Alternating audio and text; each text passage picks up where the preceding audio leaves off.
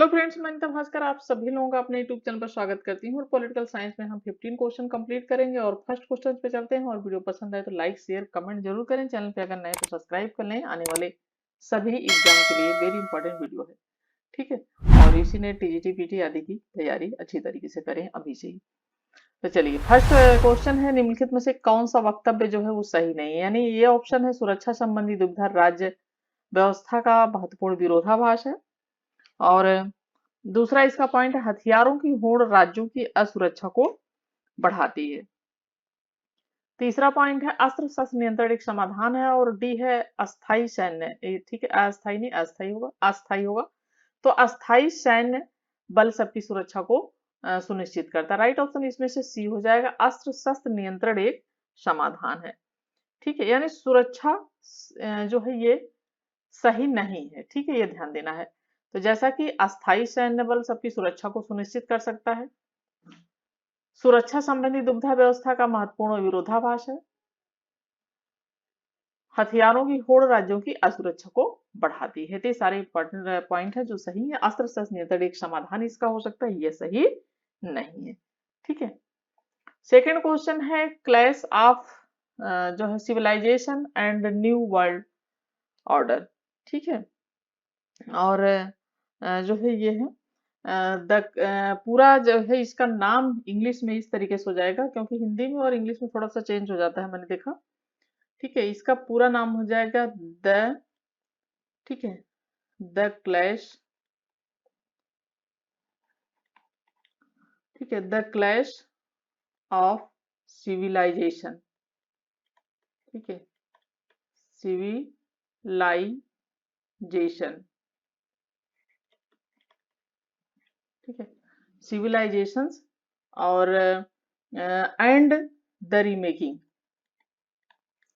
And the, ठीक है, the remaking,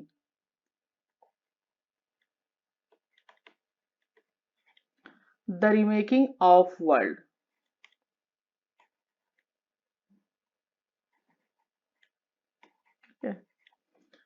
world जो है the clash of civilisations and the remaking of world and new जो है वर्ल्ड ऑर्डर, ठीक है, एंड न्यू वर्ल्ड ऑर्डर, ठीक है, clash of civilisation and new world order, ये है इसका पुस्तक का नाम, ठीक है। तो ये है जो है the clash of civilisation and the remaking of the world world जो है ऑर्डर, ठीक है। और ये पुस्तक किसकी है, ये है पुस्तक सैमुअल पी हंटिंगटन, ठीक है। कौन राइटर था इसका, वो थे सैमुअल, ठीक है, सैमुअल पी हंटिंगटन, अक्सर हंटिंगटन शॉर्ट में हम लोग बोल देते हैं। तो ये है इनका पूरा नाम, ठीक है, ठीक है। तो इसमें देखिए किस बारे में बात की गई है। और ये जैसे कि है the clash of civilisation and new new world order. तो ये शीत युद्ध काल में राजनीतिक विचारधारा से संस्कृति और धर्म जो है उससे बदलाव की इसमें भविष्यवाणी की गई है। तो जैसा कि हंटिंगटन ने शीत युद्ध के बाद की अवधि में वैश्विक राजनीति की प्रकृति के बारे में, ठीक है, प्रकृति के बारे में सर्वेक्षण करके अपनी सोच शुरू की थी। और कुछ सिद्धांतकार और जो लेखक हैं उन्होंने तर्क दिया कि शीत युद्ध के बाद की दुनिया में मानवाधिकार है, उदार लोकतंत्र है और पूंजीवादी मुक्त बाजार अर्थव्यवस्था है, राष्ट्रों के लिए एकमात्र शेष वैकल्पिक जो है वो विकल्प बन गए थे, ठीक है। और जैसा कि इसका राइट ऑप्शन डी हो जाएगा, राजनीतिक विचारधारा से संस्कृति और धर्म, ठीक है।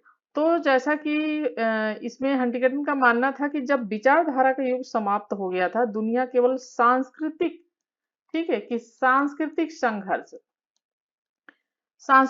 की विशेषता वाली सामान्य स्थिति में वापस आ गई थी। तो अपनी थीसिस में उन्होंने तर्क दिया कि भविष्य में संघर्ष की प्राथमिक धुरी जो है, ठीक है, भविष्य में जो इसकी सांस्कृतिक जो है वो और उसकी जो भविष्य में संघर्ष की जो प्राथमिक धुरी है सांस्कृतिक रेखाओं के साथ होगी। और एक विस्तार के रूप में उनका मानना है कि सब जो है विभिन्न सभ्यताएं हुए, उनकी अवधारणा है सांस्कृतिक पहचान के उच्चतम श्रेणी के रूप में संघर्ष की संभावना का विश्लेषण करने में तेजी से उपयोग होंगी।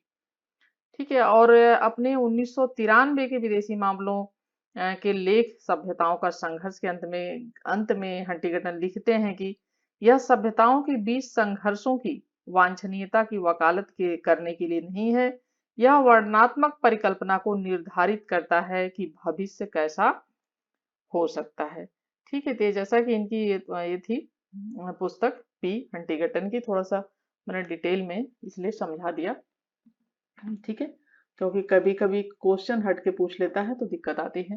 तो जैसा कि द क्लैश ऑफ सिविलाइजेशन और remaking of the world order है, तो इसमें शीत युद्ध काल में निम्नलिखित में से किसमें बदलाव की भविष्यवाणी की गई? राइट ऑप्शन है राजनीतिक विचारधारा से संस्कृति और धर्म की बात की गई। और पी हंटिंगटन इस पुस्तक के राइटर हैं और 1996 में ये पुस्तक लिखी गई थी। ठीक है, 1996 में, 1996 में। ठीक है। थर्ड क्वेश्चन है, यह दृष्टिकोण की विधि तथा स्वतंत्रता एक दूसरे की विरोधी है, व्यक्त किया गया है अराजकतावादियों द्वारा, समाजवादियों द्वारा, आदर्शवादियों द्वारा, उपयोगितावादियों द्वारा। ठीक है। और थर्ड क्वेश्चन का जो राइट ऑप्शन हो जाएगा, ऑप्शन ए हो जाएगा, अराजकतावादियों द्वारा। तो विधि तथा स्वतंत्रता एक दूसरे के विरोधी हैं। ठीक है। तो अराजकतावादी किसी भी तरह की सत्ता जो व्यक्ति की स्वतंत्रता को सीमित करती है। ठीक है, जो व्यक्ति की स्वतंत्रता को सीमित करती है उसका विरोध करते हैं। ठीक है, उसका क्या करते हैं? वो विरोध करते हैं। राज्य द्वारा निर्मित विधि व्यक्ति की स्वतंत्रता को सीमित करती है, यानी राज्य अगर किसी विधि को लागू करता है तो व्यक्ति जो होगा उसकी स्वतंत्रता को क्या करती है? वो कंट्रोल में करती है, उसको सीमित करती है। इसीलिए अराजकतावादी जो है ये राज्य का विरोध करते हैं हमेशा। ठीक है, इन्हें ये कहते हैं अराजकतावादी कि राज्य की आवश्यकता ही नहीं है, राज्य की जरूरत ही नहीं है। ठीक है, राज्य एक अनावश्यक बुराई है, ये कहते हैं अराजकतावादी। ठीक है, चलिए। और फोर्थ क्वेश्चन है, जब संप्रभुता सही हाथों में होती है तो स्वतंत्रता बढ़ जाती है, यह कथन किसका है? Laski, Hayek, Berlin, Friedman. और फोर्थ क्वेश्चन का राइट ऑप्शन हो जाएगा ऑप्शन सी, बर्लिन। बर्लिन कहते हैं कि राज्य व्यक्ति की स्वतंत्रता पर भले ही कुछ बंधन लगाए, परंतु ऐसा कोई बंधन नहीं होना चाहिए जो उसकी पसंद के, ठीक है, जो उसकी पसंद के स्रोत का क्या करे? हनन करे। ठीक है, और इसी संदर्भ में कहते हैं कि जब प्रभुसत्ता सही हाथों में होती है, यानी जब प्रभुसत्ता क्या होती है? सही हाथों में होती है तो स्वतंत्रता में क्या होती है? वृद्धि होती है। ठीक है, ये कहते हैं बर्लिन। फिफ्थ क्वेश्चन है, जेम्स मिल को खोखली स्वतंत्रता का पैगंबर किसने कहा है? MacIver, Barker, can't, Macpherson. तो जैसा कि इनका पूरा नाम है अर्नेस्ट बार्कर। ठीक है, अर्नेस्ट बार्कर। तो अर्नेस्ट बार्कर के अनुसार मिल कोरी स्वतंत्रता और काल्पनिक व्यक्ति का ही पैगंबर है और व्यक्ति के अधिकारों के संबंध में उसका कोई दर्शन नहीं था। ठीक है, यानी कोई फिलॉसफी या कोई दर्शन नहीं था और वह समाज की कोई ऐसी पूर्ण कल्पना नहीं कर पाया जिसमें राज्य और व्यक्ति को मिथ्या अंतर अपने आप लुप्त हो जाते हैं, जो मिथ्या अंतर होते हैं। तो ये कहता है, कौन कहता है? ये कहता है बर्कर। राइट ऑप्शन हो जाएगा अर्नेस्ट बर्कर। तो जेम्स मिल को खोखली स्वतंत्रता का इसने क्या कहा है? पैगंबर कहा है। ठीक है। सिक्स क्वेश्चन है, समानता का अर्थ है हर व्यक्ति को अपनी इच्छा अनुसार जीने का एक समान कारगर अधिकार। यह किसने कहा है? अरस्तु, एचजेलास्की, मैकफर्सन, ईबर्गर। और सिक्स क्वेश्चन हो जाएगा इसका ऑप्शन बी, यानी लास्की। ठीक है, तो इस संबंध में लास्की कहते हैं कि यदि मुझे अपने सर्वोत्तम विकास का अधिकार है तो इसका तार्किक फल यह है कि दूसरों को भी अपने सर्वोत्तम विकास का अधिकार है। ठीक है, इसका जो है इसका अर्थ यह हुआ कि सामाजिक शक्तियों का ऐसा व्यवस्थापन जो मजदूरी हेतु परिश्रम को इसके लाभ के भाग से संतुलित करे। तो हर व्यक्ति को अपनी इच्छा अनुसार जीने का एक समान कारगर अधिकार है, कहते हैं लास्की। 7 क्वेश्चन है, अरस्तु के अनुसार विवरणात्मक न्याय का सार है पूर्ण निरपेक्ष समानता, आनुपातिक समानता, सापेक्ष समानता, उपरोक्त सभी। और 7th क्वेश्चन का जो राइट ऑप्शन हो जाएगा ऑप्शन बी हो जाएगा, आनुपातिक समानता। तो अरस्तु सर्वप्रथम न्याय के 2 भेद करता है, ठीक है। अरस्तु जो है वो सर्वप्रथम न्याय के 2 भेद करता है, पूर्ण न्याय और विशेष न्याय, ठीक है। पूर्ण न्याय और दूसरा विशेष न्याय। तो पूर्ण न्याय और विशेष न्याय को पुनः 2 भेदों में बांटता है, विवरणात्मक न्याय और सुधारक न्याय। और विवरणात्मक न्याय के संबंध में अरस्तु कहता है कि राज्य के उद्देश्य की पूर्ति के लिए किए गए योगदान के अनुपात में प्रत्येक के द्वारा अधिकार की प्राप्ति, अर्थात विवरणात्मक न्याय का सार है अनुपातिक समानता, ठीक है। क्या कहता है कि राज्य के जो उद्देश्य होते हैं उसकी पूर्ति के योगदान में, उसकी पूर्ति के लिए जो योगदान दिया जा रहा है, योगदान में प्रत्येक, ठीक है, यानी प्रत्येक के द्वारा अधिकार की प्राप्ति और अर्थात विवरणात्मक न्याय का सार है, क्या है, आनुपातिक समानता है अरस्तु के अनुसार। और right option option B. Next है, राजनीतिक आभार का अनुदारवादी दृष्टिकोण आधारित है सहमति पर, नैतिकता पर, बल पर, वैधता पर। 8 क्वेश्चन का राइट ऑप्शन हो जाएगा ऑप्शन ए, सहमति पर। राजनीतिक आधार का परंपरावादी अनुदारवादी दृष्टिकोण राजनीतिक सत्ता तथा उसके प्रति सम्मान, सुस्थापित और प्रथा जनित अधिकारों की मान्यता पर आधारित है। किसी वस्तु पर दीर्घकालीन अधिकार जो होते हैं वो ऐसा रूप ले लेते हैं जिसमें वैधता का स्रोत होता है वो निहित होता है, और ऐसा मत का सर्वोत्तम समर्थक है इंग्लैंड का एडमंड बर्ग, ठीक है। एडमंड बर्ग जो है वो ऐसे मत का समर्थन करता है। तो राजनीतिक आभार का अनुदारवादी दृष्टिकोण किस पर आधारित है, वो सहमति पर आधारित है, ठीक है। तो राजनीतिक अधिकार का आभार का परंपरावादी जो है या अनुदारवादी कह सकते हैं दृष्टिकोण राजनीति तथा उसके प्रति सम्मान स्थापित जो है इसकी अधिकारों की मान्यता पर आधारित है। 9 क्वेश्चन है, एक व्यक्ति के पास स्वतंत्रता तभी है जबकि वह दूसरे की निरंकुश इच्छा के अनुसार बल प्रयोग के अधीन नहीं है। यह किसने कहा, हाइक ने, राउल्स ने, लॉजिक ने या फ्रीडमैन ने। और राइट ऑप्शन हो जाएगा ऑप्शन ए, ठीक है, एफ ए हाइक, ठीक है। तो एफ ए हाइक ने 4 प्रकार की स्वतंत्रताओं, ठीक है, पहली वैयक्तिक, ठीक है, दूसरी राजनीतिक, ठीक है, तीसरी पहली जो है वैयक्तिक, दूसरी राजनीतिक, तीसरी आंतरिक, चौथी क्या है, चौथी है शक्ति रूपी स्वतंत्रता, ठीक है, शक्ति रूपी स्वतंत्रता। तो पहली वैयक्तिक हो गई, दूसरी आंतरिक स्वतंत्रता होगी, तीसरी राजनीतिक स्वतंत्रता हो गई और चौथी क्या होगी, शक्ति रूपी स्वतंत्रता। तो फिर हाइक ने 4 प्रकार की स्वतंत्रताओं का क्या किया है, इसका उल्लेख किया। और हाइक ने वैयक्तिक स्वतंत्रता के संबंध में कहा है, जो यह मांग करती है कि व्यक्ति को किसी दूसरे की मनमानी इच्छा के द्वारा विवश न किया जा सके। यानी जो यह कहती है, जो यह मांग करती है कि व्यक्ति को किसी दूसरे की इच्छा के द्वारा विवश न किया जा सके, यानी लाचार न किया जा सके उसे, अर्थात एक व्यक्ति के पास स्वतंत्रता तभी है जब वह दूसरे व्यक्ति की निरंकुश इच्छा के अनुसार बल प्रयोग के अधीन नहीं, यानी किसी भी बल प्रयोग के अधीन नहीं, वो अपनी इच्छा से अगर किसी की बात मान रहा है, किसी के अधीन है, तो यानी एक व्यक्ति के पास तभी स्वतंत्रता हो सकती है जबकि वह दूसरे के निरंकुश इच्छा के अनुसार बल प्रयोग के अगर अधीन नहीं है। तो राइट ऑप्शन हो जाएगा ऑप्शन आई, कैन वैयक्तिक स्वतंत्रता, आंतरिक स्वतंत्रता, राजनीतिक स्वतंत्रता और शक्ति रूपी स्वतंत्रता। 4 प्रकार की स्वतंत्रता का भी हाइक ने जो है उल्लेख किया है। Liberalism and limits of justice, ठीक है, और नामक पुस्तक का लेखक कौन है? Michael Sandel, Charles Taylor, Karl Popper, Robert Nozick. ठीक है, और इसका जो राइट ऑप्शन हो जाएगा, ऑप्शन ए हो जाएगा माइकल सैंडल। ठीक है, माइकल सैंडल, और इनका जो इस बुक का प्रकाशन हुआ था 1982 में।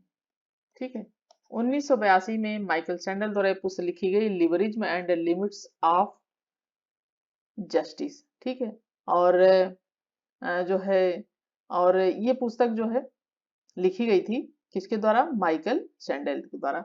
तो सैंडल ने जो है उदारवाद दार्शनिक जो इमैनुअल कांट के काम को उपयोगितावाद की इसमें चर्चा की है। ठीक है, इमैनुअल जो कांट हैं, जिनको हम अक्सर शॉर्ट में कांट लिखते हैं, तो इमैनुअल पूरा नाम है कांट। तो इमैनुअल कांट के जो है काम को जो उपयोगितावाद की इसमें चर्चा की है सैंडल ने।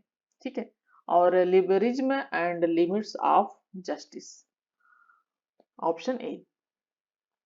समान स्वतंत्रता के नियम को किसने विकसित किया है? मिल ने, लास्की ने, लेनिन ने, स्पेंसर ने।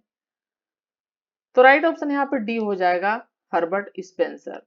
तो स्पेंसर चार्ल्स डार्विन के योग्यतम की उत्तरजीविता के सिद्धांत को मानव जाति पर लागू करते हुए कहता है कि राज्य को व्यक्ति के मामले में, ठीक है, व्यक्ति के मामले में, राज्य को व्यक्ति के, ठीक है, व्यक्ति के मामले में राज्य को जो है ये वो कहता है कि व्यक्ति के मामले में किसी तरह का हस्तक्षेप नहीं करना चाहिए राज्य को। ठीक है, यानी कोई व्यक्ति कुछ भी कर रहा है, उसको राज्य को जो है किसी तरीके का उसमें हस्तक्षेप नहीं करना चाहिए।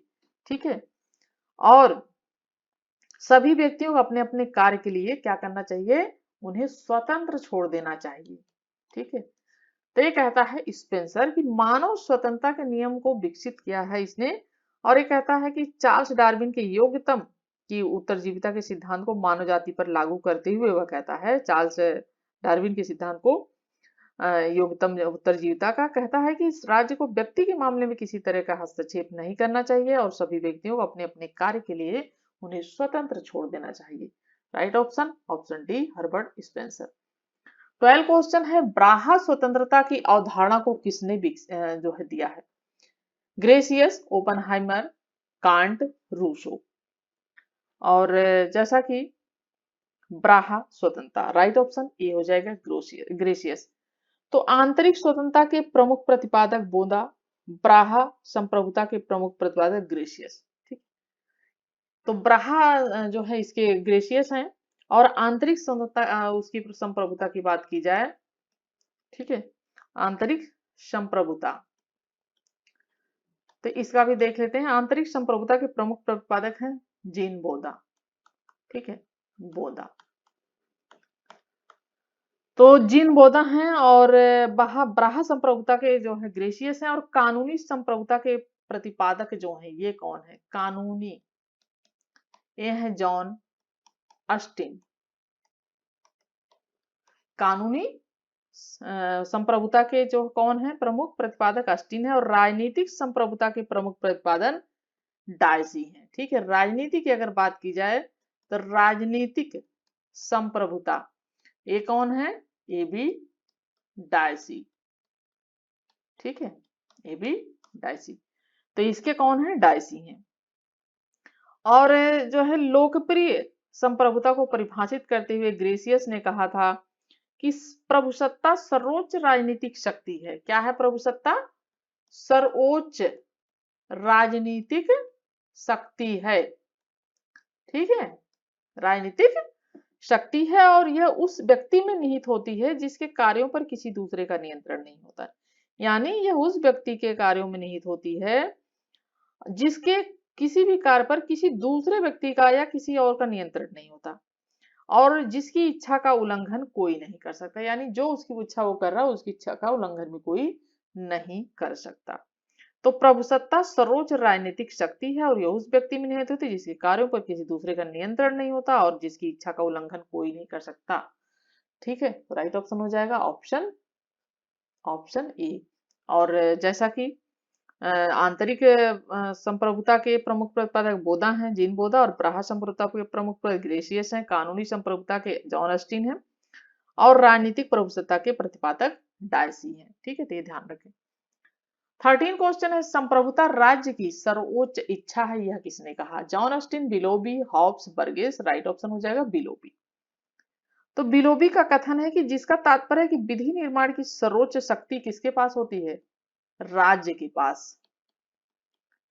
ठीक है, यानी संप्रभुता राज्य की सर्वोच्च इच्छा है, तो यह कहना है। और जैसा कि अगर इच्छा है तो राज्य के पास ही जो है विधि निर्माण की सर्वोच्च शक्ति किसके पास होती है? वो तो राज्य के पास होती है। ठीक है, कानून निर्माण करने की शक्ति। 14 क्वेश्चन है, विधिवेत्ता जिस संप्रभु को मान्यता देते हैं उसके पीछे एक और संप्रभु है जिसके सम्मुख वैधानिक संप्रभु नतमस्तक होता है, यह कथन किसका है? डायसी का, गिलक्राइस्ट का, यॉर्कर का, या लॉर्ड ब्राइस का? और 14 क्वेश्चन, और इसका जो राइट ऑप्शन हो जाएगा, ऑप्शन इसका हो जाएगा ऑप्शन ए। ठीक है, ऑप्शन ए हो जाएगा डायसी। ठीक है, तो जैसा कि यह कथन किसका है? डायसी का है। और इसका मतलब यह हो कि राज्य के मंच पर जिस कानूनी प्रभुसत्ताधारी को काम करते हुए देखते हैं उसका सूत्रधार पर्दे के पीछे रहता है। ठीक है, उसका जो सूत्रधार है वो क्या रहता है? पर्दे के पीछे रहता है, और उसे डायसी ने क्या कहा है? संप्रभु कहा है। ठीक है, क्या कहा है? संप्रभु कहा है। ठीक है, डायसी ने। तो राइट ऑप्शन ऑप्शन ए हो जाएगा, डायसी। 15 और लास्ट क्वेश्चन है, अज्ञानी जनता को मताधिकार देना खतरनाक तथा बुद्धिहीनता है, यह विचार किसने व्यक्त किया है? लेकी ने, सर हेनरी मेन ने, मैकाले ने, उपरोक्त सभी ने। ठीक है, और इसका राइट ऑप्शन हो जाएगा ऑप्शन ए, लेकी। तो जैसा कि इसका तात्पर्य है कि राज्य साधारण कानून का निर्माण करता है। ठीक है, साधारण कानून का निर्माण करता है और उससे ऊपर है, परंतु राज्य का संवैधानिक कानून क्या है? वो राज्य के ऊपर है। ठीक है, यानी राज्य कानून का निर्माण करता है। ठीक है, राज्य जो है वो कानून का साधारण कानून का निर्माण करता है और उससे ऊपर होता है, परंतु राज्य का संवैधानिक कानून जो होता है, राज्य का संवैधानिक कानून, वो राज्य से ऊपर होता है। ठीक है, जिसका अतिक्रमण नहीं करा जा सकता है। और इस प्रकार ऑस्टिन तथा अन्य विषय जो विधि शास्त्रियों का यह मत है, इस बारे में गलत कहा जा सकता है कि कानून वह आदेश है। यानी जैसे कि ऑस्टिन कहते हैं ना कि कानून संप्रभु का आदेश है, तो कानून वह आदेश है जो सर्वोच्च सत्ताधारी द्वारा दिया जाता है, परंतु संप्रभु पर लागू नहीं होता। तो यह कथन इस बात में गलत साबित होता है। तो अज्ञानी जनता को मताधिकार देना खतरनाक तथा बुद्धिहीनता है, यह विचार किसका है? यह है लेखी का विचार है। ठीक है, और 15 क्वेश्चन कंप्लीट हुए और आशा करती हूँ वीडियो आपको पसंद आई होगी, और पसंद आई हो तो लाइक शेयर कमेंट जरूर करिएगा। चैनल पर नए हो तो सब्सक्राइब करिएगा। नेक्स्ट वीडियो मिलती हूँ आप सभी से। Thank you for watching video.